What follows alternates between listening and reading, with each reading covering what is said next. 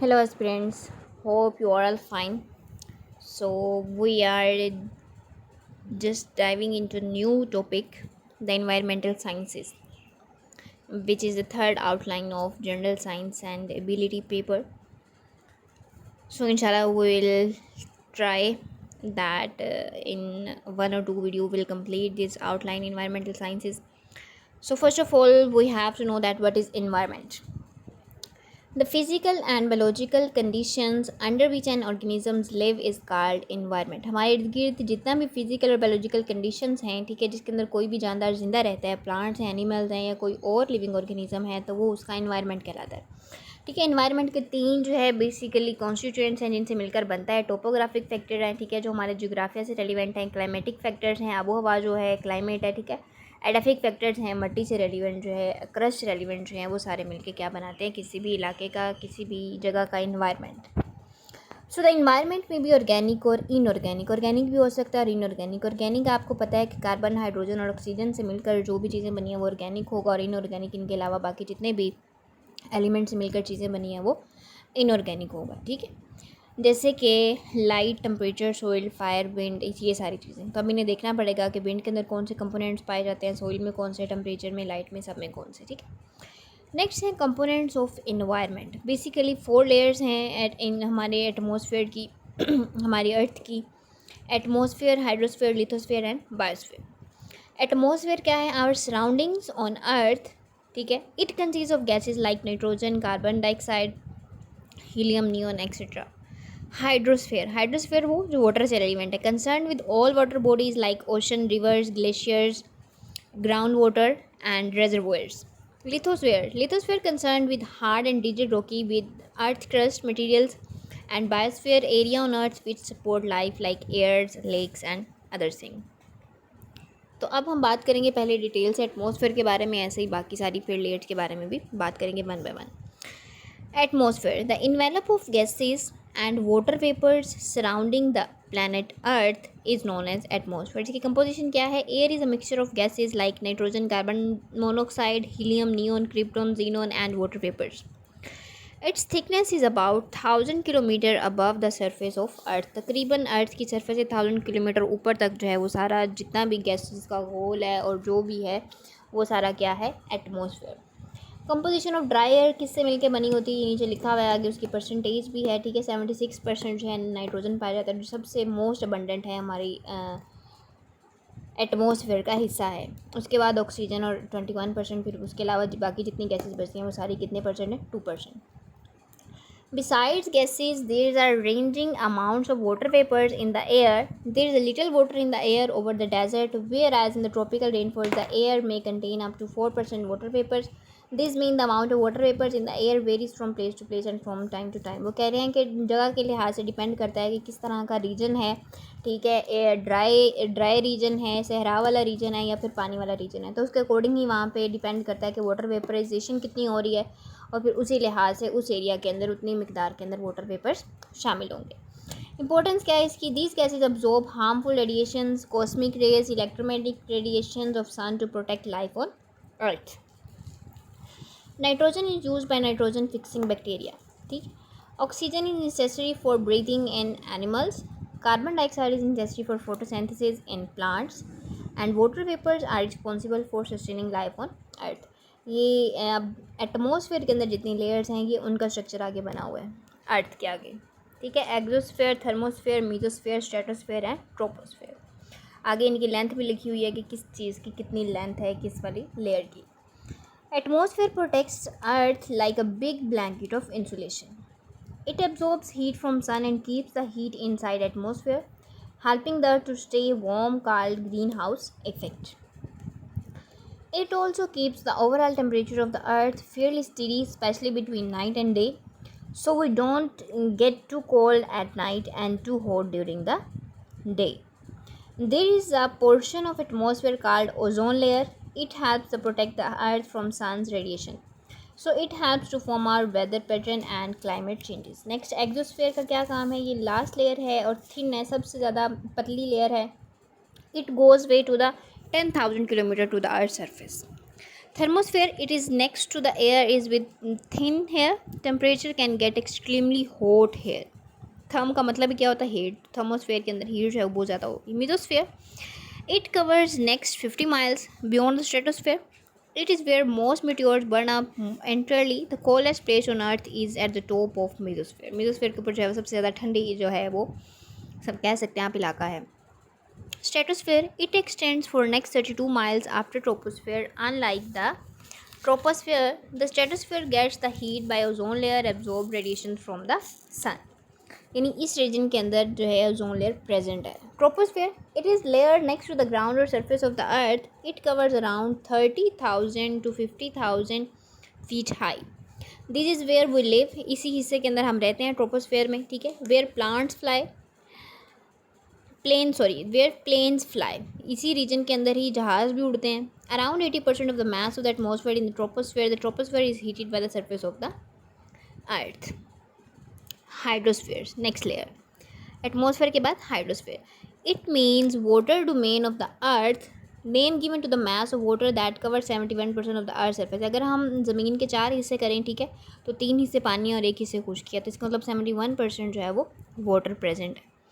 Oceans के अंदर कितनी परसेंटेज है? इसी 70% की अगर हम 70% को 100% में रख दें तो उसका 96% ओशंस में है. बाकी सेलाइन वाटर है 0.9% और फ्रेश वाटर सिर्फ कितना अवेलेबल है? 2.5%. जो हम यूज़ कर रहे हैं जब से दुनिया बनी, कायनात बनी, तब से लेकर अब तक कितना फ्रेश वाटर अवेलेबल है? 2.5%. ग्राउंड आइस और परमेज का कितना है? 69.0. और लेक्स वगैरह का इतना सारा. वो फ्रेश वाटर का अगर अब हम 100% में डिवाइड कर दें तो उसका ग्राउंड आइस और परमेज के अंदर 69% है, लेक्स में 20%, सॉइल मॉइस्चर में 3%, रिवर्स वगैरह में 0.49% है वाटर. ठीक है. और एटमॉस्फेयर के अंदर कितना है? 3% जो कि वाटर वेपर्स की शक्ल में मौजूद है. नेक्स्ट है only planet in the solar system which has water in the abundance hence called water planet और ब्लू प्लैनेट. तो जितने भी सोलर सिस्टम हमने फर्स्ट टॉपिक में पढ़ा था सोलर सिस्टम, तो सोलर सिस्टम में टोटल 8 प्लैनेट्स थे.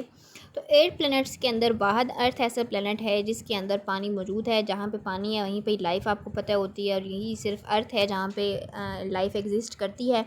इसी वजह से अगर आप अर्थ का मैप देखें या अर्थ का ग्लोब देखें तो वो ब्लू कलर का नज़र आता है, जिसका हम कह सकते हैं कि ये ब्लू प्लैनेट है या फिर वाटर प्लैनेट है. इसका रीज़न यही है कि यहाँ पे 70% से ज़्यादा जो है पानी मौजूद है. In northern hemisphere 60.7% water portion, while southern hemisphere 80.9% and water and north south as a 43 to 57%. यहाँ पे ये प्रोपोर्शन लिखा हुआ है. नेक्स्ट एमसीक्यूज में पूछा जा सकता है कि ओशंस में कितने % पानी मौजूद है, ग्लेशियर्स में. ये सारी आपने कैलकुलेशंस रीड आउट कर लेनी है.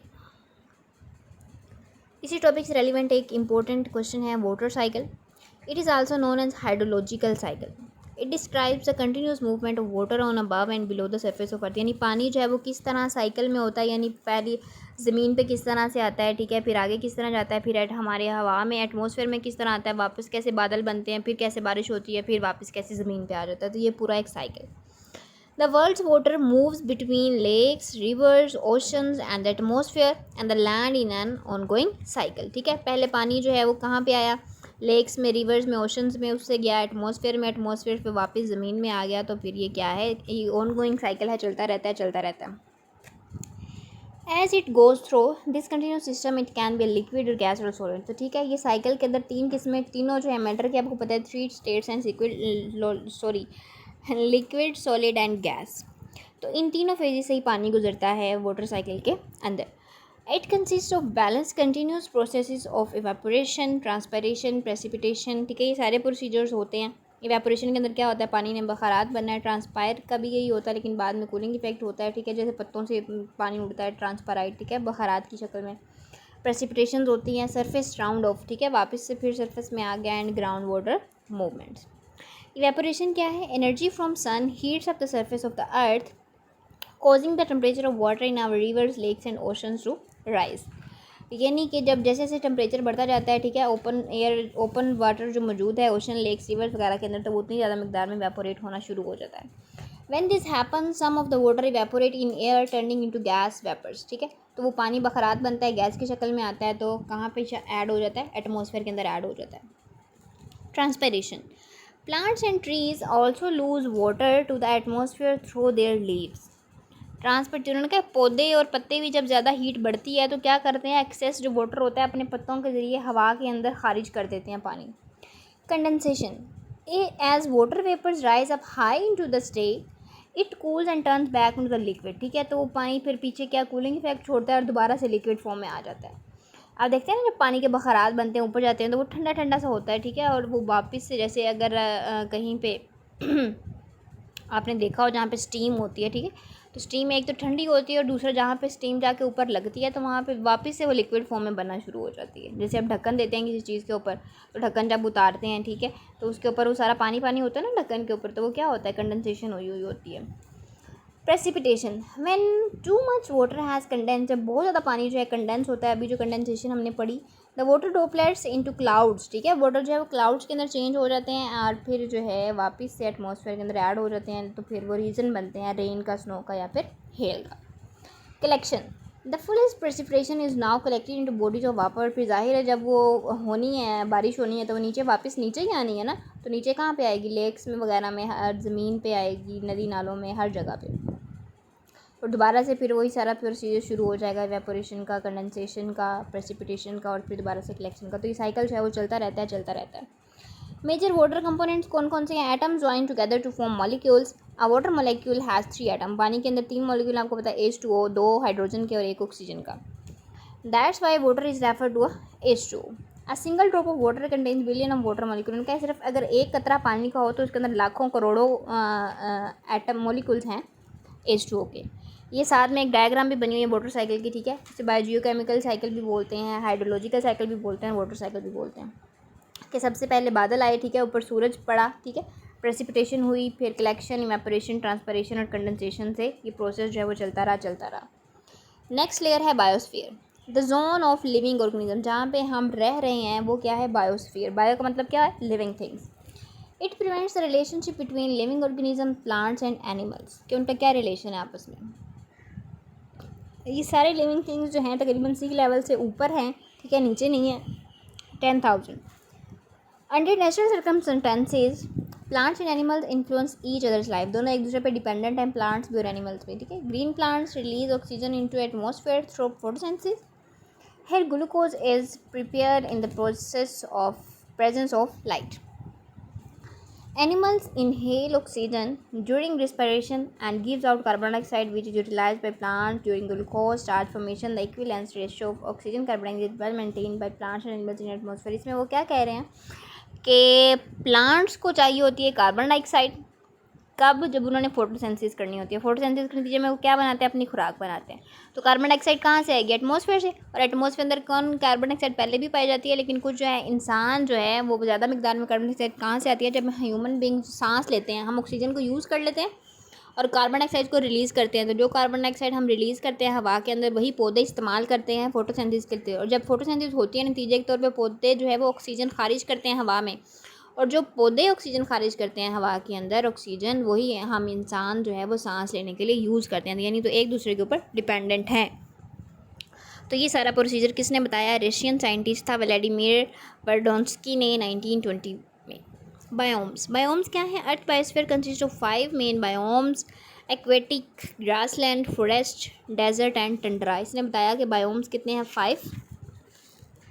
सो बायोम्स बेसिकली क्या है, लार्जर रीजनल कम्युनिटी होती है, ठीक है, कि जहाँ के अंदर वहाँ के एरिया के अंदर कौन सी सिमिलैरिटीज़ पाई जा रही हैं, कौन सी डिससिमिलैरिटीज़ हैं, बायोटिक फैक्टर्स वहाँ के क्या हैं एक ख़ास इलाके के, और ए बायोटिक फैक्टर्स कौन से हैं। फिर जिस तरह का रीजन होगा उसी तरह की उसकी वेजिटेशन होगी, ठीक है, उसी तरह की सोइल होगी, उसी तरह का क्लाइमेट, वाइल्ड लाइफ भी है जो उसी के अकॉर्डिंग। अगर कोई पानी वाला इलाका है तो ठीक है, वहाँ पे ज़्यादा जो स्पीशीज़ हैं वो भी पानी वाली होंगी, ठीक है। सहराई इलाका है तो वहाँ पे उसके अकॉर्डिंग प्लांट की स्पीशीज़ भी होंगी, एनिमल्स भी उसी तरह के होंगे, ठीक है। तो ये सारी चीज़ें जो हैं बायोम के अंदर इंक्लूड होती हैं। एक अगर साइड पे डायग्राम देखें तो सबसे पहले हैबिटेट होता है। हैबिटेट क्या होता है, किसी भी लिविंग ऑर्गेनिज्म के रहने की जगह। फिर उससे मिलके क्या बनता है, इकोसिस्टम। और जब डिफरेंट इकोसिस्टम जो आपस में मिलते हैं सेम तरह के, तो वो मिलके क्या बनाते हैं, बायोम। तो अब आइए जो भी मैंने बात की कि 5 डिफरेंट रीजन्स, 5 डिफरेंट बायोम्स के बारे में बात हुई है, उनके लिखा हुआ है 1 बाय 1 कि टंड्रा जो है उसकी क्या खासियत होती है। ये एक फॉरेस्ट है जो कि कूल होता है, ठीक है, रेनी एरिया है, तो यहाँ पे किस तरह के एनिमल्स पाए जाते हैं, ठीक है। सर्दी का मौसम कितना होता है, गर्मी का कितना होता है। नेक्स्ट टेम्परेट रेन फॉरेस्ट है, tropical rain forest, boreal rain forest है, ठीक है।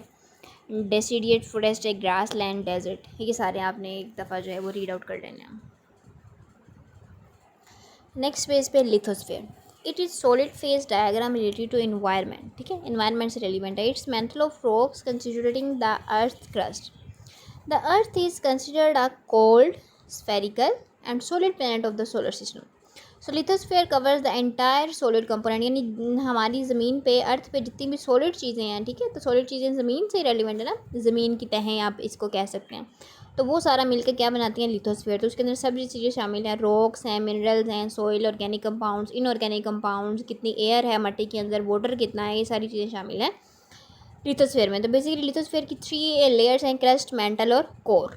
लिथोस्फीयर आप ये भी कह सकते हैं कि अर्थ का स्ट्रक्चर भी है, ठीक है। It's also known as geosphere. Geo क्या है, earth, so geosphere. It extends to a depth of about, नीचे ज़मीन की तरफ गहराई में कितना है, तकरीबन 60 माइल्स, जो कि किलोमीटर्स में बनता है 100 kilometres. It is broken into about a dozen separate rigid blocks और प्लेट्स, ठीक है, जिसे शुरू में हमने बात की थी, टेक्टोनिक प्लेट्स भी इसको कहते हैं, कि डिफरेंट जो है पार्ट्स के अंदर डिवाइड हुआ हुआ है। It provides important role for life. It provides us forest, grassland, आपको पता है ज़मीन के ऊपर मुख्तलिफ फॉरेस्ट हैं, जंगल हैं, ग्रास लैंड्स हैं, सब्ज़ाज़ार्स हैं, ग्रेजिंग के लिए ताकि एनिमल चर सकें उसके ऊपर, ठीक है। लैंड फॉर एग्रीकल्चर के लिए है, ह्यूमन सेटलमेंट्स के लिए, इंसानों के रहने के लिए, ठीक है, एग्रीकल्चर के लिए, सारी चीज़ें अवेलेबल कहाँ पे हैं, लिथोस्फीयर पे, जियोस्फीयर पे। नेक्स्ट जो है लिथोस्फीयर भी 2 हिस्सों में ज़ाहिर है डिवाइड है, क्योंकि पानी भी है और खुश्की भी है। तो जो पानी वाला हिस्सा है उसे कहेंगे ओशिनो लिथोस्फीयर, और जो रहने के लिए खुश्की वाला एरिया है वो कॉन्टिनेंटल लिथोस्फीयर। ये सामने डायग्राम बनी हुई है अर्थ की, उसकी 3 लेयर्स, क्रस्ट, मेंटल और कोर। कोर के भी आगे 2 पार्ट हैं, आउटर कोर और इनर कोर। नेक्स्ट है मिनरल्स एंड रॉक्स। ये आउटलाइन का सब टॉपिक है, minerals and rocks. So a mineral is naturally occurring substance with distinctive chemical and physical properties, composition of atomic structures. Rocks are generally made up of 2 or more minerals mixed up through geological processes. Rocks are solid substances which may have a combination of more than one mineral. Some have fossils. और जो हैं minerals, these are inorganic substances that occur naturally. No fossil fuels are owing here. These are definite chemical composition. Minerals are divided into mainly 4 groups like silicates, carbonates, sulfides and metallic minerals. जबकि rocks जो हैं उनका कोई definite chemical composition नहीं है, ठीक है, irregular pattern होता है। These are mainly classified into igneous rocks, sedimentary rocks and metamorphic rocks. इसके एग्जांपल है मार्बल, स्लेट, लाइमस्टोन। और मिनरल्स की एग्जांपल हैं iron, aluminium and calcium. Next rocks की काइंड्स लिखी हैं, igneous, sedimentary and metamorphic. Igneous जो हैं वो क्या है कि वो ईजीली जो हैं वो जलाई जा सकते हैं। Igneous rocks solidify from molten rock called magma. ये मैग्मा से बनती है। मैग्मा हमने पढ़ा था ना, लावा, वो जाते पिछा पहाड़ है उससे जो बनती हैं। Earth lava on the surface. These are identified by minerals contact and texture, the size, shape of their mineral grains. Texture is controlled by the rate of cooling. Depend करता है कि मैग्मा जो है वो कितने देर में कूल हुआ है, ठीक है, किस तरह के उसने क्रिस्टल्स बनाए हैं और फिर कैसी वो रॉक बनी है। सेडिमेंट्री रॉक्स जो हैं वो बनती है layers of sand, silt, dead plants और एनिमल्स स्केल्टन से, ठीक है, जैसे कि शेरी लाइमस्टोन, सैंडस्टोन और एंथ्रासाइट है इसके एग्जांपल्स। और जो लास्ट पे मेटामॉर्फिक रॉक है ये बनती है change by heat and pressure underground. जब ज़मीन के नीचे बहुत ज़्यादा हीट और प्रेशर बिल्डअप होता है तो नतीजे के तौर पे जो रॉक्स बनती हैं वो मेटामॉर्फिक रॉक्स होती हैं, जैसे कि स्लेट और मार्बल। नेक्स्ट है tectonic plates. A tectonic plate also called lithospheric plate, अभी हमने पढ़ा ना लिथोस्फेयर भी, तो उसका हिस्सा ये is a massive irregular shaped slab of a solid rock generally compose of both continental and oceanic lithosphere. Plate can very in size greatly. अभी तक जो है 7 बड़ी, 7 दरमियानी साइज़ की और 7 छोटी जो हैं वो डिस्कवर हो चुकी हैं टेक्टोनिक प्लेट्स, ठीक है। फ्यू हंड्रेड टू, इनका साइज़ कितना हो सकता है, from a few hundred two thousands of kilometre across the Pacific and Antarctic plate, the amongst of the largest. सबसे बड़ी अभी तक ये डिस्कवर हुई है पैसिफिक और Antarctic plate. Tremendous heat and pressure within the earth can not harm or magma to flow in convention crust. These currents cause the movement of tectonic plates that make up earth crust, ठीक है, ये बनाती हैं इसका तो अभी तक जो सबसे बड़ी प्लेट डिस्कवर हुई है वो है पैसिफिक प्लेट, और जो सबसे छोटी हुई है वो है जॉन डी फूका प्लेट। ये एमसीक्यूज़ के तौर पे आपने देख लेना। नेक्स्ट हमारा टॉपिक है एटमॉस्फेरिक पोल्यूशन, यानी इसी आउटलाइन की सब आउटलाइन है एटमॉस्फेरिक पोल्यूशन, और उसके अंदर डिफरेंट टाइप्स ऑफ पोल्यूटेंट्स आ जाएंगी, डिफरेंट टाइप्स ऑफ पोल्यूशन आ जाएंगी। एटमॉस्फेरिक पोल्यूशन यानी एटमॉस्फेयर के अंदर जितने केमिकल्स हैं, जितने कंपोनेंट्स हैं, उनकी ज़्यादती की वजह से, कमी की वजह से जो पोल्यूशन आपको पता है कभी हमेशा ज़्यादती की वजह से होती है, कमी की वजह से नहीं होती, ठीक है। तो पोल्यूटेंट्स जब ऐड हो जाते हैं, चाहे वो किसी भी किस्म की हो सकती है, पानी के अंदर भी हो सकती है, खुश्की के अंदर भी हो सकती है, हवा के अंदर भी हो सकती है, ठीक है। तो अब हम देखेंगे कि पोल्यूटेंट्स किस किस्म के होते हैं। Primary pollutants and secondary.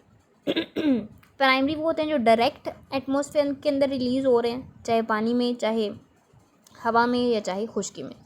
और सेकेंडरी वो होते हैं जो इनडायरेक्टली रिलीज़ हो रहे होते हैं environment.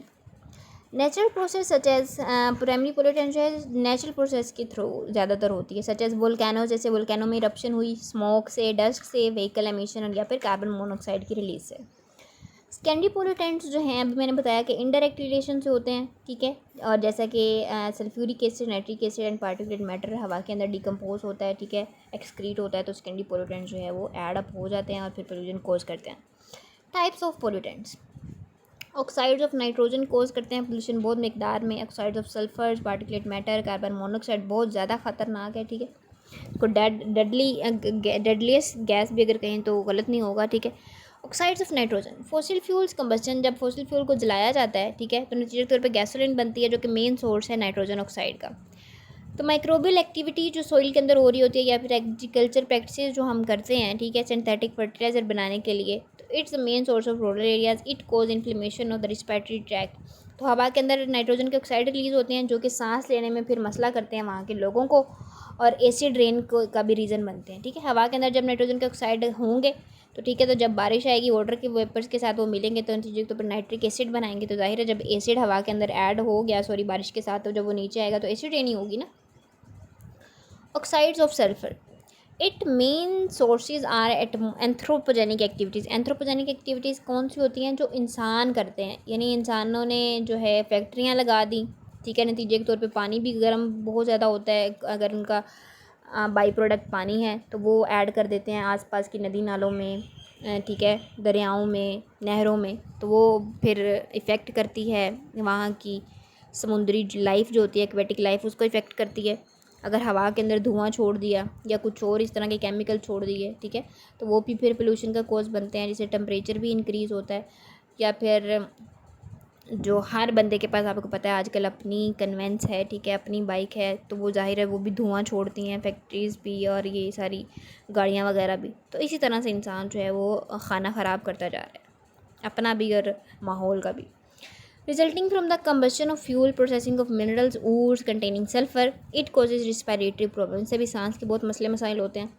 Sulphur dioxide with water in atmosphere to form acid rain, जब सल्फर के ऑक्साइड्स भी हवा में मौजूद होंगे, ठीक है, पानी के साथ मिलेंगे तो सल्फ्यूरिक एसिड बना देंगे। तो सल्फ्यूरिक एसिड से फिर क्या होगी? एसिड रेन होगी। इससे क्या क्या रीजंस हो सकते हैं? आइज़ की इरिटेशन और नोज़ की इरिटेशन। ये साथ जो मैंने लिखे हुए रिएक्शंस ये भी आप देख सकते हैं। फिर है पार्टिकुलेट मैटर। पार्टिकुलेट मैटर क्या है? डस्ट वगैरह होती है, ठीक है, जैसे चिमनी से धुआं जो निकलता है उसके अंदर पार्टिकुलेट मैटर होता है। या और हमने आग लगा दी किसी ने मोहल्ले में या फिर कहीं और जगह पे, तो उसी से भी जो डस्ट पार्टिकल निकलता है वो क्या सारा पार्टिकुलेट मैटर। ये सॉलिड फॉर्म में भी हो सकता है, लिक्विड में भी हो सकता है, जो हवा के अंदर फिर रहेगा। और ज़ाहिर है जब हवा के अंदर रहेगा तो फिर वो जब लिविंग थिंग्स के साथ कंटेक्ट में आएगा तो फिर वो उनको जो है वो मसले मसाइल करेगा, जिससे बहुत ज़्यादा इश्यूज़ क्रिएट होते हैं। एज़मा होता है बहुत से लोगों को, हेल्थ इश्यूज़ क्रिएट होते हैं और प्री मेच्योर डेथ्स भी होते हैं। और वो वुमेंस जो कंसीव कर रही होती हैं, प्रेग्नेंट होती हैं, ठीक है, वो भी जब इस हवा के अंदर सांस लेंगी तो फिर उनके बच्चे की जो है डेथ के चांसेस बढ़ जाते हैं। Carbon monoxide and odourless gas, ठीक है, इसकी कोई स्मेल नहीं होती कार्बन मोनोऑक्साइड की। Emitted by the incomplete combustion of fuel, इससे निकलती है, ठीक है। Main source for atmosphere carbon monoxide are gasoline और डीजल पाउडर्ड इंजन और बायोमास बर्निंग, यानी धुआं छोड़ने वाली गाड़ियों से निकलती है ज़्यादातर। It is very toxic and is link to an increase risk of heart disease. तो दिल की जो जितनी भी बीमारियां हैं ये मोस्टली कार्बन डाइऑक्साइड की वजह से पैदा होती हैं। Carbon monoxide binds to iron, जब ये आयरन के साथ मिलती है, हमारे ब्लड के अंदर भी आयरन है ना, तो जब ये कार्बन मोनोऑक्साइड मिलती है आयरन के साथ तो ये क्या करती है, ये लव, आप समझ लें कि लव करती है ये हीमोग्लोबिन के साथ। तो इसे जहाँ पे भी आयरन नज़र आता है कार्बन मोनोऑक्साइड, तो ये चाहती है कि मैं जाकर उसके साथ मिल जाऊँ। The iron based protein then responsible for disturbing oxygen, तो जब ये जाहिर है उसके साथ जाके मिली तो ऑक्सीजन, जब कार्बन डाइऑक्साइड है, सॉरी जब कार्बन मोनोऑक्साइड है, तो फिर ऑक्सीजन तो वहाँ पे एग्जिस्ट नहीं ना कर सकती, तो नतीजे के तौर पे जो है वो सांस नहीं आता, तो मिनटों के अंदर जो है वो इंसान मर सकता है। The carbon monoxide affinity to haemoglobin is so strong that gas bind to 40 times, ठीक है, इतनी ज़्यादा, तो इंसान नतीजे के तौर पर क्या होता है, बंदे को सांस नहीं फिर सही तरह आता, सफोकेशन होती है, ड्राउजीनेस होती है, और फिर अगर 4-5 मिनट के लिए हम यहाँ पे रहे हैं, या कम अज़ कम बल्कि ज़्यादा से ज़्यादा 3 मिनट भी आप ऐसे इन्वायरमेंट में नहीं रह सकते जहाँ पे कार्बन मोनोऑक्साइड है, तो 3 मिनट के अंदर अंदर ही आपकी जान ले सकती है। More tightly than does oxygen, carbon monoxide not only competes with oxygen but actually displays that why it kills a person in as little as 3 minutes. पीछे जब 2021-22 के अंदर मरी के अंदर बहुत ज़्यादा तोदे गिरे थे बर्फ़ के, तो आपने सुना होगा कि वहाँ पे लोग गाड़ियों में खड़े थे जो फंस गए थे, ठीक है, उन्होंने गाड़ियों के अंदर हीटर ऑन किए हुए थे, तो जब वो हीटर भी ऑन करते हैं, आपको पता है ये जो हीट होती है, कंबशन होती है, इसके अंदर भी कार्बन मोनोऑक्साइड और कार्बन डाइऑक्साइड पाई जाती है। तो वो क्यों मर गए, क्योंकि उनकी भी गाड़ी के अंदर फिर कार्बन जो थी वो एक्यूमुलेट होना शुरू हो गई, तो जब जाहिर है उसके अंदर रहने वाले लोग जो थे उन्होंने रिस्पायर किया, तो ये कार्बन मोनोऑक्साइड उनके आयरन के साथ मैच हुई, ठीक है, अटैच हुई, और फिर उनकी डेथ हो गई। Sources of air pollutants, air pollutants के सोर्सेज क्या हैं? पावर प्लांट्स हैं। पावर प्लांट्स कौन से होते हैं? जो कोल, ऑयल और अदर फॉसिल फ्यूल को जलाते हैं और नतीजे के तौर पे कोई चीज़ बनाना चाहते हैं, तो नतीजे के तौर पे क्या बनते हैं? एयर पोल्यूटेंट्स हवा के अंदर खारिज करते हैं, ठीक है। नतीजे के तौर पे एस्थमा होता है, सांस की बीमारियां होती हैं, क्रोनिक ब्रोंकाइटिस हो जाती है, या फिर प्री मैच्योर डेथ भी इसका रीज़न है। एग्जॉस्ट फ्रॉम फैक्ट्रीज, फैक्ट्री से भी जो धुआं निकलता है, स्मोक निकलता है, ठीक है, वो भी रिलीज़ करते हैं हार्मफुल गैसेज इन्वायरमेंट के अंदर, जिससे सांस के बहुत ज़्यादा मसले मसाइल पैदा होते हैं आसपास के लोगों को। Volcanic eruption, volcanic eruption it release sulphur gases, sulphur gas release होती है हवा में। These gases combine with the water vapours release to the eruption and the vapours into the atmosphere to form sulphurous and sulphuric acid, ultimately acid rain. Forest fire, जब जंगलों में आग लगती है ज़्यादा मिकदार में, तो फिर भी क्या पैदा होती है? कार्बन डाइऑक्साइड, और जब कार्बन डाइऑक्साइड ज़्यादा होगी तो फिर ग्रीन हाउस इफेक्ट भी इफेक्ट होगा, sorry, will continue to warm the planet well into the future, और फिर नतीजे के तौर पे हमारी ज़मीन जो है वो ज़्यादा से ज़्यादा गर्म होती जाएगी और टेम्परेचर भी जो है वो बढ़ता जाएगा। यही रीज़न है कि आजकल जो है गर्मियों का सीज़न बहुत लंबा होता जा रहा है, सर्दी बहुत छोटी रह गई है 1-2 महीने के लिए, और आहिस्ता आहिस्ता आप देखेंगे कि 2050 तक जो है तकरीबन, मुझे तो लगता है कि नाकाबिले बर्दाश्त टेम्परेचर हो जाएगा। अभी ही इतना नाकाबिले बर्दाश्त है, लेकिन आहिस्ता आहिस्ता जैसे जैसे इंसान और ज़्यादा गड़बड़ करता जाएगा अपने इन्वायरमेंट के साथ, तो फिर उसके रहने के लिए भी जो चीज़ है वो सूटेबल नहीं होगी। Agriculture activities, agriculture air pollution comes mainly in the form of ammonia, ठीक है, अमोनिया रिलीज होता है, which enters to the air at gas from heavily fertilizer fields and livestock waste. It then combined with pollutants from combustion, mainly nitrogen oxides and sulfates from vehicles and industries process to create dry solid particles और aerosols। aerosols क्या हैं? Sprays होती हैं जो हम देते हैं पौधों को, ठीक है, एज अ फर्टिलाइजर के तौर पे, लेकिन जब यही इंसान खाते हैं तो बहुत ज़्यादा लंग्स के मसाइल पैदा होते हैं, ठीक है, दिल की बीमारियां पैदा होती हैं और पल्मोनरी डिजीज़ भी जन्म लेती हैं। इफेक्ट्स इसके क्या क्या हैं? एक्सीलेटेड ग्लोबल वार्मिंग, ग्लोबल वार्मिंग बढ़ती जा रही है, जाहिर है जब ग्रीन हाउस इफेक्ट हो रहा है तो नतीजे के तौर पे हीट बहुत ज़्यादा ट्रैप हो रही है हमारे एटमॉस्फेयर में, नतीजे के तौर पे ग्लोबल वार्मिंग है, यानी पूरी दुनिया के अंदर टेम्परेचर जो है वो दिन ब दिन बढ़ता जा रहा है, गर्मी बढ़ती जा रही है।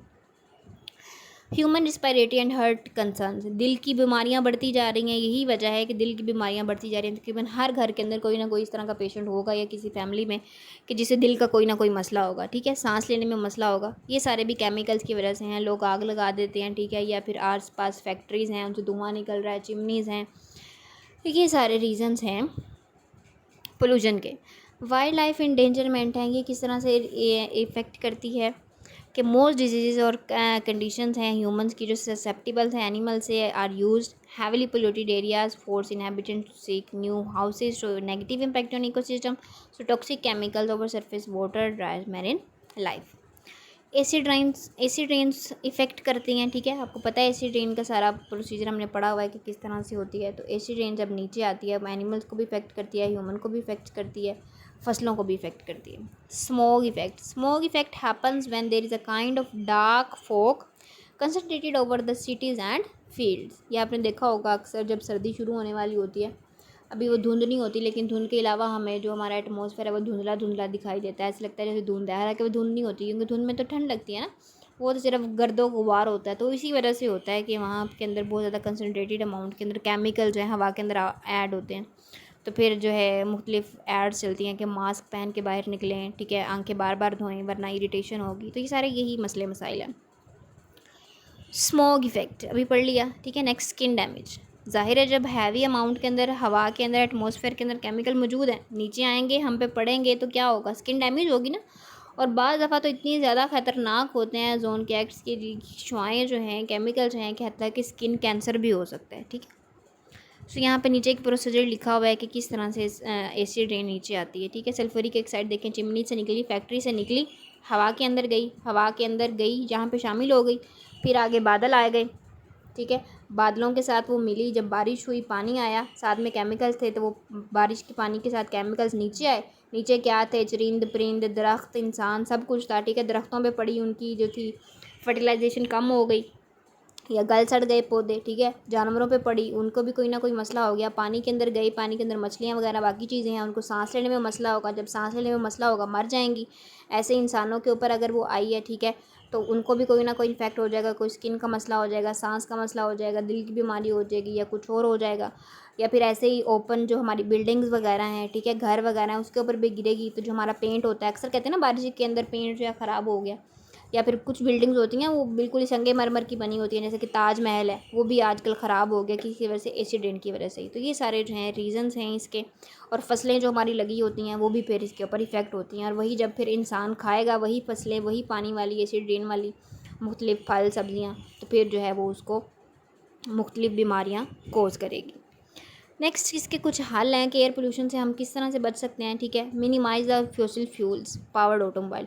हमें जो है गाड़ियाँ जो है वो पर्सनल यूज़ नहीं करनी चाहिए, बल्कि हमें कोशिश करनी चाहिए कि जब भी हमने घर से कहीं बाहर जाना है तो हम पब्लिक ट्रांसपोर्ट को यूज़ करें, ठीक है। अपने दोस्तों के लिफ्ट ले लें, ये नहीं कि अगर 10 लोग हैं तो वो 10 बाइक्स ही लेके जाएं, बल्कि 10 लोग जो हैं वो एक कन्वेंस में भी आ सकते हैं, जिससे धुआं जो है वो कम होगा। आप हिसाब लगाएं ना, एक जगह पे 10 गाड़ियाँ और एक जगह पे एक गाड़ी है, तो कम हो गया ना नुकसान। वही 10 गाड़ियों ने धुआं छोड़ना था, वही एक गाड़ी धुआं छोड़ रही, धुआं तो सारी ही छोड़ेंगी, लेकिन हमने वो कम कर लिया ना, 10 की बजाय एक कर लिया। तो ये थोड़ा सा है जो इसको हमें ज़रूरत है। और फॉसिल फ्यूल को भी कोशिश करें कि कम से कम चलाएं, ठीक है, आग ना लगाएं। Be mindful of energy consumption. Energy को है वो अपने ध्यान से यूज़ करें। ये जितनी भी फ्रिजेज़ आजकल आई हुई हैं मार्केट के अंदर, या एसीज़ हैं, ये भी, इन सभी भी सारे इतने ख़तरनाक केमिकल्स निकलते हैं कि आपकी सोच है, ठीक है। हमें चाहिए सिर्फ ज़रूरत के वक्त यूज़ करें या फिर यूज़ ही ना करें, ठीक है। टीवी से भी बहुत ज़्यादा रेज़ निकल रही होती हैं, लाइट से, मोबाइल फ़ोन से, ठीक है, और भी जितनी भी इलेक्ट्रॉनिक अप्लाइंसेस हैं उन सब से भी। तो कोशिश करना चाहिए सिर्फ ज़रूरत के वक्त यूज़ करें, ठीक है, बाकी जो है एक्स्ट्रा यूज़ ना करें, और एनर्जी को बचाएं, जितना हो सकता है उतना बचाएं। नेक्स्ट, एक मैंने ये आपके सामने पिरामिड बनाई हुई है। पिरामिड के अंदर डिफरेंट इसके इफ़ेक्ट्स लिखे हुए हैं कि क्या क्या हो सकते हैं। छोटे बच्चे जो हैं वो मर सकते हैं, ठीक है। करोनरी इन्फेक्शन उनको हो सकते हैं, सूजन हो सकती है कहीं पे भी, ठीक है। रिस्पायरेशन, सांस के मसले होते हैं, एज़मा हो सकता है, हार्ट अटैक्स हो सकते हैं, ठीक है। और उसके अलावा फिर अगला स्टेज क्या है, थर्ड स्टेज के, इसके अंदर ब्रोंकाइटिस के मसले हो सकते हैं, ठीक है। तो जब बहुत ज़्यादा बच्चों को हेल्थ के इश्यूज़ होंगे, वो डॉक्टर्स के पास जाएंगे, डॉक्टर के विजिट्स बढ़ जाएंगे, स्कूल से बच्चे छुट्टियां करने लग जाएंगे जब वो बीमार होंगे, ठीक है। उसके बाद नेक्स्ट स्टेप में क्या है कि फिर बहुत ज़्यादा बच्चे जो हैं वो स्कूल के अंदर दाखिल हो जाएंगे, इमरजेंसी की सूरत हाल हो जाएगी, और जब हालात इस कदर ख़राब हो जाएंगे तो फिर अल्टीमेटली डेथ की तरफ लोग जाना शुरू हो जाएंगे। तो ये सेवेरिटी और इफेक्ट की एक डायग्राम मैंने आपके साथ शेयर किया। नेक्स्ट पेज पे है कि हमें क्या करना चाहिए कि क्लीन एनर्जी को यूज़ करना चाहिए, और वाइजली जो है चीज़ों को यूज़ करें, और ऐसे तरीके ढूंढें जिससे एयर पोल्यूशन को कम से कम किया जा सके। रीसाइकलिंग करें, कोई चीज़ है, ठीक है, उसे हम रीसाइकिल करें, उसको फेंकने की बजाय उसे हम रीयूज़ करें। ऐसे ही प्लांटेशन है, प्लांटेशन में इर्द गिर्द पौधे लगाएं। पौधे क्या करते हैं, हवा को साफ़ करते हैं, ठीक है, ऑक्सीजन बढ़ती है, कार्बन डाइऑक्साइड कम होती है। कार्बन टैक्सेशन, और जो लोग आग लगाते हैं या फिर उनकी फैक्ट्रीज़ हैं जिनमें से धुआं निकलना ही निकलना है, कोई और सूरत नहीं है, तो उनके ऊपर टैक्स जो है वो ज़्यादा लगा दें, ताकि वो कम से कम जो है वो इस तरह का काम करें। नेक्स्ट जोन है हमारे पास ट्रोपोस्फेरिक ओजोन, आउटलाइन की सब आउटलाइन कि ओजोन क्या है। It is also known as ground level or surface level ozone. It is not emitted directly in the air, but it's created by chemical reaction between oxides of nitrogen and volatile organic compounds. Volatile organic compounds को VOC भी बोलते हैं. This ozone is highly reactive oxidant that significantly reduce the crop productivity as well as up to the atmospheric carbon by vegetation. It effects on plants included impeded growth. ये affect करती है plant growth पे, seed production पे, और reduce कर देती है leaf area को, जिसकी वजह से फिर एजिंग जो है वो बढ़ने लग जाती है. एजिंग का मतलब कि जल्दी वो बूढ़े हो जाते हैं, जल्दी उनके अंदर से ख़त्म हो जाती है ग्रीन ग्रीन कलर, वो येलो येलो कलर के पौधे होना शुरू हो जाते हैं उनके पत्ते. It's called bad ozone because it reacts easily with other molecules making it highly toxic to living organism. ठीक है, ओजोन उनका बहुत ख़तरनाक है क्योंकि ये आसानी से रिएक्ट कर लेती है दूसरे मॉलिक्यूल्स के साथ, जिससे फिर बहुत ज़्यादा मसले मसाइल जो हैं वो जन्म लेते हैं. ये एक रिएक्शन लिखा हुआ है कि किस तरह से वोल्टाइल ऑर्गेनिक कंपाउंड जो हैं वो कार्बन मोनोऑक्साइड की मौजूदगी के अंदर नाइट्रोजन के ऑक्साइड के साथ मिलते हैं. सूर्य की जब रोशनी पड़ती है तो वो ट्रोपोस्फेरिक ओजोन के साथ मिलते हैं. ठीक है, नतीजे के तौर पे वो क्या होता है, फिर ऑक्सीजन का मॉलिक्यूल टूटता है. ठीक है, वाटर की मौजूदगी के अंदर फिर वो क्या बना देते हैं, ओजोन, जिसे स्ट्रेटोस्फेरिक ओजोन भी बोलते हैं. वोल्टाइल ऑर्गेनिक कंपाउंड्स, ठीक है, यही VOC ही हैं जिनको ऑर्गेनिक कंपाउंड्स मैंने आपको बताया कि हमेशा कार्बन, हाइड्रोजन और ऑक्सीजन से मिलकर बनते हैं. तो इनका क्या काम है कि जी ये करते हैं carbon based solid liquid capable of entering the gas phase by evaporation होती है इनकी इतने टेम्परेचर के ऊपर 0.01 किलो पास्कल पे, और टेम्परेचर तकरीबन इतना इनको अवेलेबल हो 20 डिग्री सेल्सियस का. तो ये क्या करेंगे, केमिकल्स, वैरायटी ऑफ केमिकल जो हैं इफ़ेक्ट करेंगे हेल्थ के ऊपर. कंसनट्रेशन जो है वोल्टाइलिक ऑर्गेनिक कंपाउंड्स की जितनी ज़्यादा होगी उतनी ज़्यादा फिर आउटडोर एक्टिविटीज़ भी इफ़ेक्ट होंगी. ठीक है, तो ये किस किस चीज़ों के अंदर पाए जाते हैं, पेट्रोल के अंदर, लाइटर फ्यूल्स के अंदर, जो सस्ता पेट्रोल मार्केट में मिलता है उसके अंदर, स्प्रे पेंट जो होता है उसके अंदर पाए जाते हैं, ग्लू के अंदर, या फिर करेक्शन फ्लूइड्स के अंदर. Volatility is indicated by substance vapour pressure. It is readily from to gas at low temperature. Next point है डायोक्सिन. डायोक्सिन क्या है, these are compounds which form chemical compound that are persistent organic pollutant to the environment. ये भी एक pollutant है. ठीक है, ये भी pollution cause करता है. एक डायोक्सिन की मैंने पिक्चर बनाई हुई है, इसे देख लेनी है आपने. और इसका क्या काम है कि ये भी मिल जाता है, जैसे कि PCB एक डायोक्सिन है, PBB है. ठीक है, ये अनवांटेड कंपोनेंट है जो कि हमें चाहिए नहीं लेकिन प्रोड्यूस हो जाता है, जो कि फिर बहुत ज़्यादा हेल्थ हैजर्ड क्रिएट करता है. ठीक है, नेक्स्ट है एसिड रेन. एसिड रेन यानी जो बारिश का पानी है, अगर उसकी pH 5.6 से कम हो तो हम कहेंगे कि ये एसिड रेन है. It was first observe by an English scientist था R.S. स्मिथ. 1853 के अंदर उसने ये फिनोमेना इंट्रोड्यूस करवाया एसिड रेन का. उसने कहा कि बारिश का जो पानी है अगर ये 5.6 से इसकी कम हो जाती है एसिडिटी, तो फिर हम कहेंगे कि ये एसिड रेन है due to absorption of carbon dioxide. ये सारे ऑक्साइड से मिलते हैं ना, कार्बन डाइऑक्साइड अगर है हवा के अंदर, पानी से मिला तो कार्बोनिक एसिड बन गया. सल्फर डाइऑक्साइड अगर प्रेजेंट है वो सल्फर से मिलेगा, सल्फ्यूरिक एसिड बना देगा. नाइट्रोजन ऑक्साइड है वो नाइट्रोजन से मिलेगा वाटर, तो नाइट्रिक एसिड बना देगा. तो नतीजे के तौर पे एसिड्स बन गए. तो जब रेन के साथ मिलेगा तो वो क्या होगी, एसिड रेन. तो pH जाहिर है जब कम होगी नीचे आएगा तो नतीजे के तौर पे क्या होगा, गैसी से मिला, फिर रिएक्ट किया उसने, और फिर जो है वो एसिड ऑक्सीजन के साथ क्या मिल गए, एसिड. ये तीनों एसिड मैंने बनाए हुए हैं, carbonic acid, sulphuric acid and nitric acid. इसमें देख लेना, रिएक्शन भी आपने जहन में रखना है. कुछ मुल्क के अंदर उन्होंने कहा कि HCl भी निकलता है. ठीक है, जब विल्कोनिक एरप्शन होती है तो जब HCl निकलेगा तो फिर वो हाइड्रोक्लोरिक एसिड बना देगा. ठीक है, या कार्बोनिक एसिड बना देगा, H2CO3 एसिड बना देगा, जिसके बहुत ज़्यादा जो हैं वो फिर साइड इफ़ेक्ट्स हैं एनिमल्स की हेल्थ पे, प्लांट्स की हेल्थ पे और दूसरी अदर थिंग्स पे. इफ़ेक्ट्स इसके क्या क्या हैं, it makes the lake so acid. अगर पानी के ऊपर एसिड रेन हो गई है, ठीक है, किसी झील में, नहर में, दरिया में, समुंदर में, तो क्या हुआ है कि वो वहाँ की भी एसिडिटी बढ़ गई ना. अब जाहिर है जब एसिडिटी बढ़ गई तो वो लाइफ को वहाँ पे सपोर्ट तो नहीं करेगी, जितनी भी एक्वेटिक लाइफ वहाँ पे है, नीचे पानी के अंदर जितने भी पौधे हैं, मछलियाँ हैं, और भी जितनी चीज़ें पानी के अंदर रहती हैं, तो वो सारी फिर क्या होगी, मरना शुरू कर जाएंगी. इसी तरह जो हमारी फसलें हैं उनकी ग्रोथ पे इफेक्ट होगा, उनकी अच्छी ग्रोथ नहीं होगी. HNO3 gradually damage limestone and marble of the building. तो फिर जितनी भी बिल्डिंग्स के ऊपर पत्थर लगा हुआ है, ठीक है, मार्बल लगा हुआ है या संगे मरमर लगा हुआ है, तो वो भी ख़राब होना शुरू हो जाएगा, गलना सड़ना शुरू हो जाएगा, उस पर जंग लग जाएगा. It face the colours of fabrics. अगर कपड़े हमने बाहर धो के फैलाए हुए हैं या फिर कपड़े कहीं पे भी कंटेक्ट में आए हैं एसिड रेन के, तो उनका कलर उड़ जाएगा. क्यों, क्योंकि एसिड था ना. लेदर और पेपर, उसका भी कलर जो है वो ख़राब हो जाएगा. It causes extensive leaf drop in plants. बहुत ज़्यादा पत्ते गिरना शुरू हो जाएंगे दरख्त से ऊपर से, क्योंकि वो क्यों, क्योंकि कमज़ोर हो गया ना, उसकी हेल्थ इफेक्ट हो गई। It is very corrosive and attack skin. हमारी स्किन के ऊपर अगर खुदा ना खास्ता एसिड रेन पड़ जाए तो स्किन की बहुत ज़्यादा बीमारियां जो हैं वो प्रोड्यूस होना शुरू हो जाती हैं, ठीक है। एसिडिफिकेशन हो जाती है, लीच डाउन होना शुरू हो जाता है। The heavy metals have eaten by fish. अगर वही मेटल जो हैं वो इस फिशेस खा लेंगी, ठीक है, तो अगर हमने उनको फिशेस को खा लिया कंटीन्यू के तौर पे क्या होगा, बहुत ज़्यादा डिज़ास्टर क्रिएट होगा। नीचे एक रिएक्शन लिखा हुआ है कि किस तरह H2SO4 जो है वो पैदा होता है, और आपको पता है H2SO4 जो है वो किंग है एसिड्स का। इसके काजेज़ क्या क्या हैं? Gases carried by wind, gases dissolve in rain water to form acid rain. Acidic gases like SO2 NOx release in water. Factories, acid rain kills plant fires and fresh water species. Next point है green house effect. Green house effect क्या है कि हमारी अर्थ के अंदर जितनी भी सूरज की शुआएँ आ रही हैं, ठीक है, उनको क्या करना, उनको एक ख़ास हद तक ज़मीन के अंदर रखना, ठीक है, और जो हार्मफुल है उनको वापस भेज देना, ग्रीन हाउस इफेक्ट कहलाता है। The trapping of heat on the surface of earth by carbon dioxide and water vapours in the atmosphere. Heat coming from sunlight have shorter wavelength and causing the atoms and molecules on the earth surface vibrate, radiate heat, introduce radiation of longer wavelength, ठीक है। तो यही सारा effect है। तो 4 major green house gases हैं, carbon dioxide, methane, nitrogen oxide and chlorofluorocarbons, ठीक है, ये हीट को प्रोड्यूस करते हैं। और ये जो मेन इनका कंपोनेंट है क्लोरोफ्लोरोकार्बन्स, ये कहाँ से निकलते हैं? एसिड से, ठीक है, अवन से और फ्रिज से। इनका काम है कि हीट को ना हमने अंदर ही रखना है, ठीक है।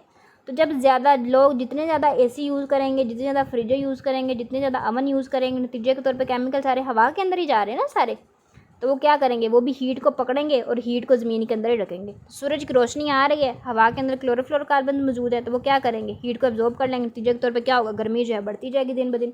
सूरज तो वही है ना जो 1950 में था, जो 2000 में था, ठीक है, सूरज तो वही है, लेकिन गर्मी दिन ब दिन बढ़ती जा रही है। क्यों? क्योंकि इंसान जो है वो इस तरह की हरकतें करता फिर रहा है, इसलिए जो है गर्मी भी बढ़ती फिर रही है। These gases create a canopy in the atmosphere, solar radiation, it leads to climate change। तो climate change है वो सारा इसी वजह से ही होता है। ये डायग्राम बनी हुई है ग्रीन हाउस इफेक्ट की, इसे आप देख सकते हैं। अक्सर आप कहीं बाहर वगैरह देखे हों तो आपने देखा होगा फील्ड्स के अंदर, फसलों के अंदर ग्रीन हाउस इफेक्ट लगा होता है। वो ग्रीन ग्रीन से उन्होंने वो लगाए होते हैं बेल्ट से, ठीक है, और आगे शापर लगाए होते हैं। इसका मतलब क्या होता है कि कुछ पौधे, कुछ फसलें इस तरह की होती हैं कि उन्हें ज़्यादा मिकदार के अंदर हीट चाहिए होती है। तो जब हम वो शीशा सा ऊपर लगा देते हैं या प्लास्टिक सा ऊपर लगा देते हैं ना, तो इसका मतलब होता है कि जब सूरज की रोशनी उसके ऊपर पड़ेगी तो जितनी हीट अंदर गई है वो अंदर ही रहेगी, बाहर नहीं निकलेगी, ठीक है। तो इसी तरह से ये भी काम करते हैं ग्रीन हाउस गैसेज। तो लेकिन ये हम दिन ब दिन इंसान ये गैसेज बढ़ाते जा रहे हैं, तो जिसके नतीजे के अंदर जो है वो गर्मी भी बढ़ती जा रही है। इसके सोर्सेज क्या क्या हैं कि कहाँ कहाँ से ये निकलती है, ठीक है। बर्निंग ऑफ फॉसिल फ्यूल से निकलती है, ये मेन केस है, ठीक है।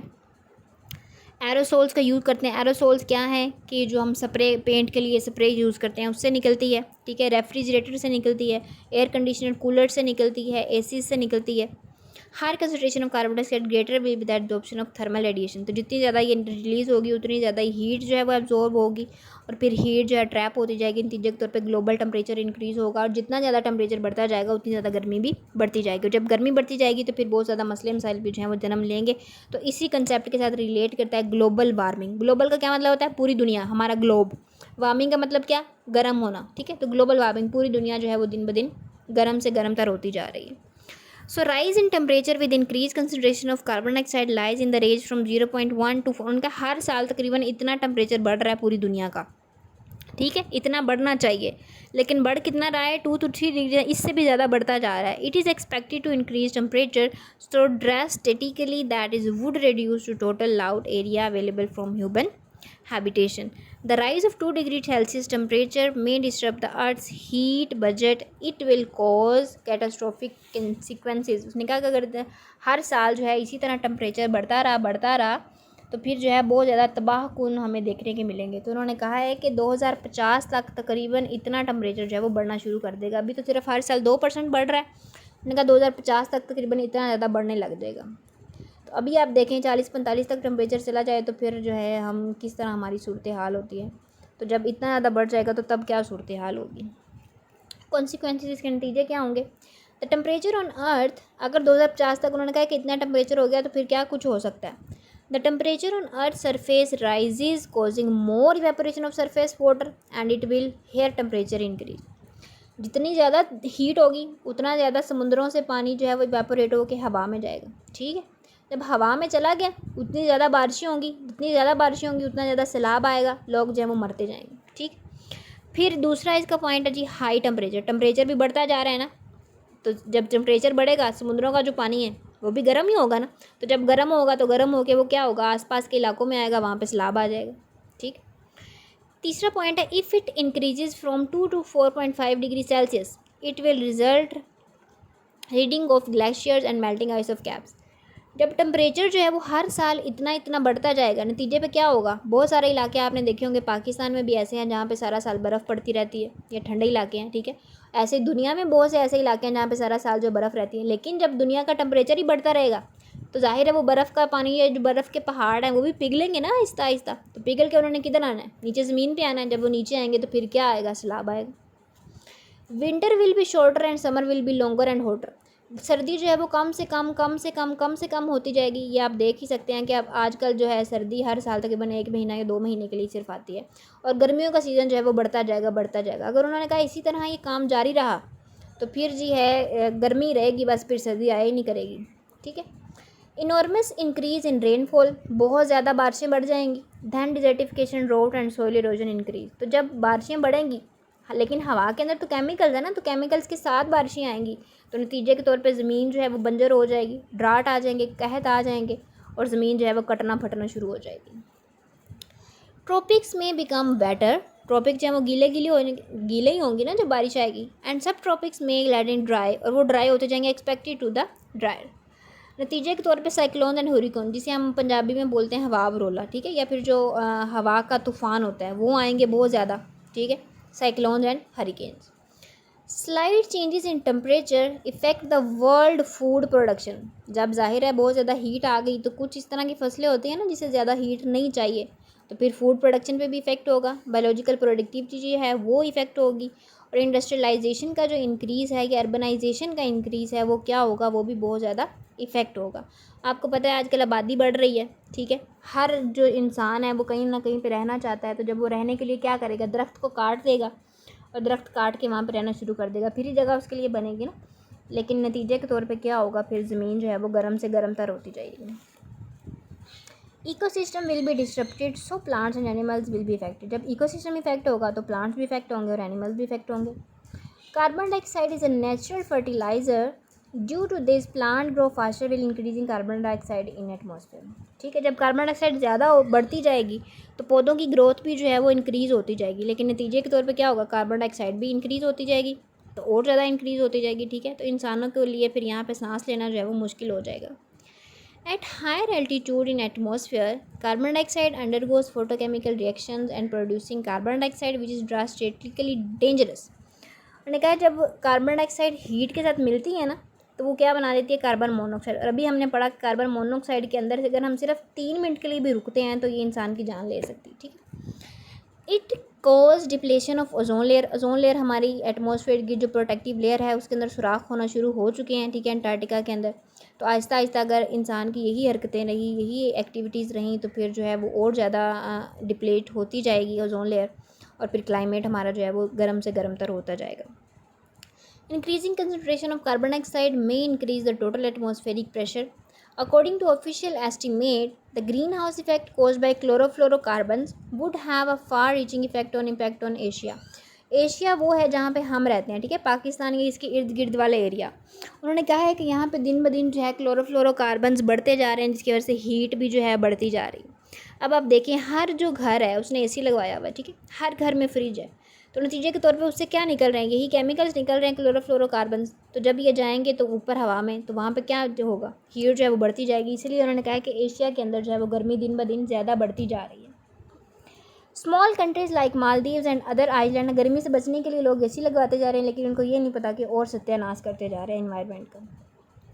Might get totally submerge in sea because of climatic change. वो कह रहे हैं कि आने वाले सालों के अंदर मालदीव, आपको पता है कि बिल्कुल समुद्रों के पास है मालदीव, ठीक है, और बाकी भी आइलैंड है बल्कि। तो आहिस्ता आहिस्ता उन्होंने कहा है कि पानी का लेवल अगर बढ़ता जाएगा, क्योंकि ज़्यादा बारिशें होंगी तो पानी का लेवल भी बढ़ेगा ना नीचे समुद्रों में, तो फिर उससे क्या होगा, उन्होंने कहा है कि ये मालदीव भी ख़त्म हो जाएगा और ये पानी का ही हिस्सा बन जाएगा एक हिसाब का। नेक्स्ट पॉइंट है हमारा अगला, ब्लैक स्नो। ड्यूरिंग गल्फ वार, जब गल्फ वार हुई 1991 में, thousands of tons of smoke and dust, जब धमाके होते हैं ठीक है, तो आपको पता है बारूद कितना उड़ता है और बदले में कितना ज़्यादा धुआं प्रोड्यूस होता है। Smoke and dust were release due to burning of hundreds of oil wells, और वहाँ पे बहुत सारे कुएँ थे ठीक है ऑयल के, तो जाहिर है जब ऑयल को आग लगी तो फिर कितना धुआं जो है प्रोड्यूस हुआ होगा ठीक है। अ portion of these pollutants carried by wind were finally deposited on the shining skin of the Himalayas. उसके आसपास हिमालय की सारी पहाड़ियाँ थी ठीक है, तो यही वाला धुआं और यही वाली डस्ट सारी उड़ती उड़ती हवा के साथ कहाँ पे चली गई, हिमालयाज़ पहाड़ के ऊपर। तो जब पहाड़ों के ऊपर गई तो वहाँ पे जाके जम गई, जिसको हम आजकल नाम देते हैं ब्लैक स्नो का ठीक है। Hundreds of acres of Himalayas were covered by black carpet of smoke and soot. This damage the beauty of the Himalayas but also higher melting of snow. अब इससे भी बहुत ज़्यादा जो स्नो बर्फ़ जो है दिन ब दिन पिघलती जा रही है। The reasons being that there is higher absorption of solar radiations by the black surface. आपको पता है काला रंग जो है वो ज़्यादा हीट को एब्जॉर्ब करता है। The Himalayas are extremely important components of Asia, ये भी एशिया के अंदर ही है ठीक है। ये हमारी एक और कमबख्ती है कि ये भी इसका एक रीज़न है हीट इंक्रीज़ होने का। It may greatly be affected even when expose to very low concentration of air pollutants. The adverse changes on its effect whole Asia ठीक है। Control of green house effect हम control किस तरह से कर सकते हैं हमें चाहिए कि हम फॉसिल फ्यूल्स को कम से कम यूज़ करें ठीक है, और जितना भी हमारा ग्रीन हाउस गैसेज हैं ठीक है, कोशिश करेंगे उनको कम से कम हम एटमॉस्फेयर के अंदर एडअप होने दें। और हमें चाहिए कि हम क्लाइमेट को इस तरह का बनाएं और हमें चाहिए कि हम इससे अडेप्ट हो जाएं। नेक्स्ट पेज पे है आयरनिंग ठीक है। Ironing can reduce global warming. Ironing अब क्या कंसेप्ट है, enriching ocean with iron can help absorb green house effect. अभी हमने पढ़ा ना कि कार्बन मोनोऑक्साइड जो आयरन के साथ जाके अटैच हो जाती है ठीक।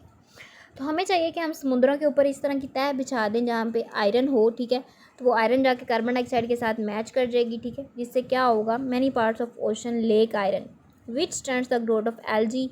फिर वहाँ पे एलजी की भी प्रोडक्शन ज़्यादा हो जाएगी। जब एलजी ज़्यादा होगी तो आपको पता है वो भी फोटोसिंथेसिस करती है, तो वो कार्बन डाइऑक्साइड को यूज़ कर लेगी ठीक है। नतीजे के तौर पे जो है वो हीट थोड़ी सी कम हमारी दुनिया के अंदर जो है वो थोड़ी सी गर्मी कम हो जाएगी।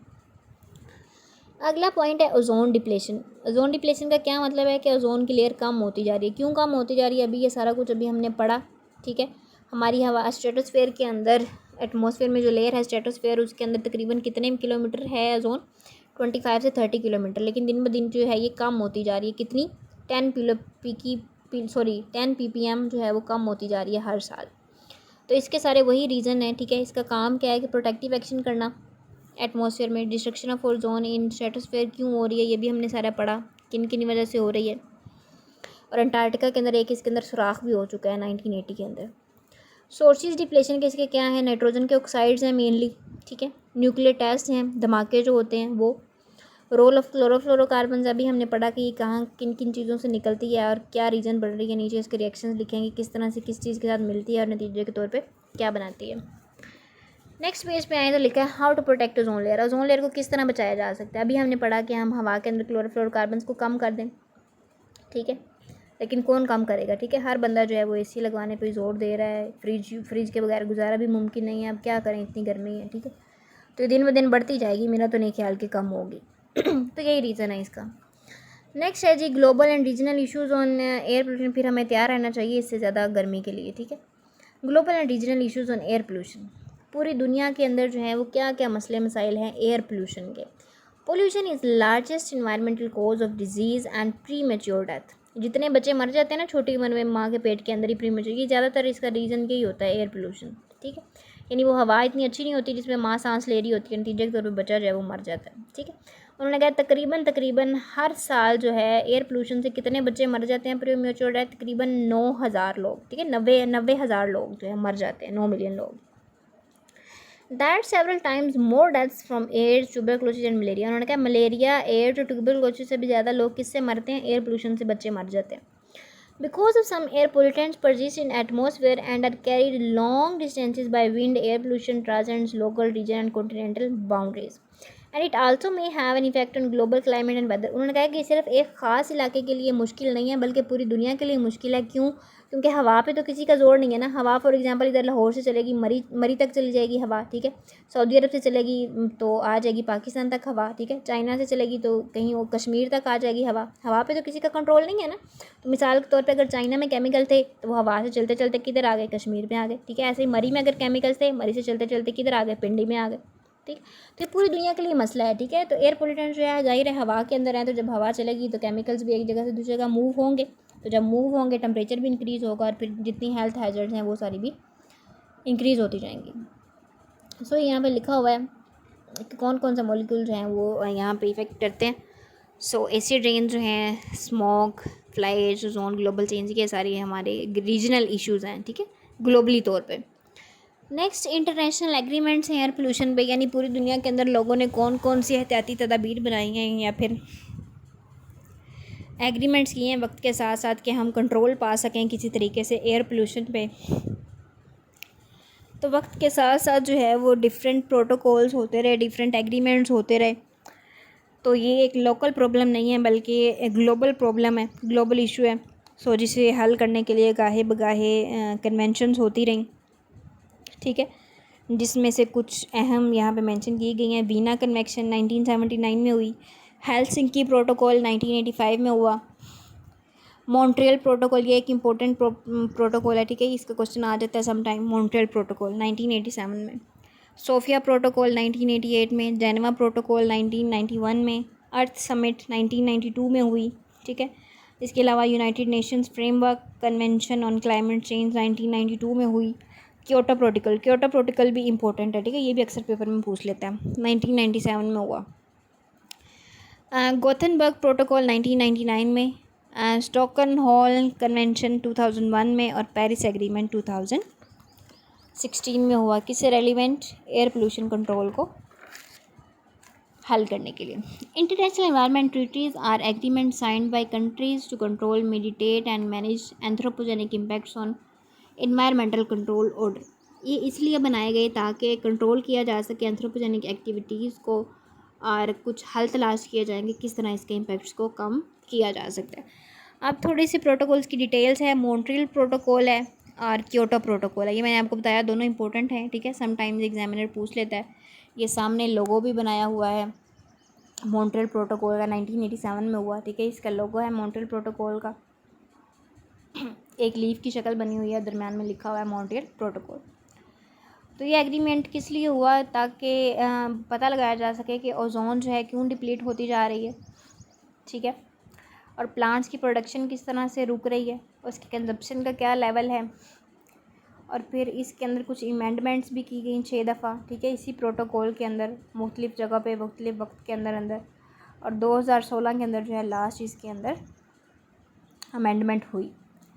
A batch of ozone depleting chemicals was replaced with HFCs. The treaty protects of resources like O3 by phasing out the production, and the ozone layer is on path to recovery, which benefits human health and the environment. Next, Kyoto Protocol है 1997 में हुआ. It was signed as an international agreement, ठीक है, ये international agreement था UNFCCC के through, जिसमें इनकी अहम बात ये थी कि इन्होंने रिकग्नाइज़ किया कि किस तरह से हम GHG एमिशन को रोक सकते हैं और फिर डेवलप कर सकते हैं कंट्रीज़ को इंडस्ट्रियल एक्टिविटी से रोकते हुए।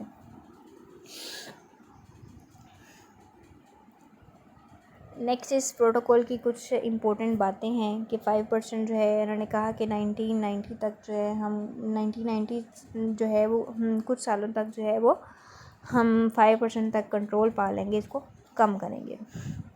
फिर क्या हुआ? इस प्रोटोकॉल की अमेंडमेंट हुई 2012 में फिर से दोहा कतर में, ठीक है। इसके मुताबिक उन्होंने कहा कि हम कम अज़ कम जो है 18% जो है GHG की हम एमिशन को रोक सक रहे हैं, ठीक है, जितनी 1990 में थी जब ये प्रोटोकॉल शुरू हमने किया उसका तकरीबन 18% जो है वो कम हो चुका है। This protocol offers 3 market based mechanism to its parties, ठीक है, international emission reading, clean development mechanism and joint implementation. Joint implementation का सामने एक पिक्चर भी बनी हुई है कि किस तरह से उन्होंने किया।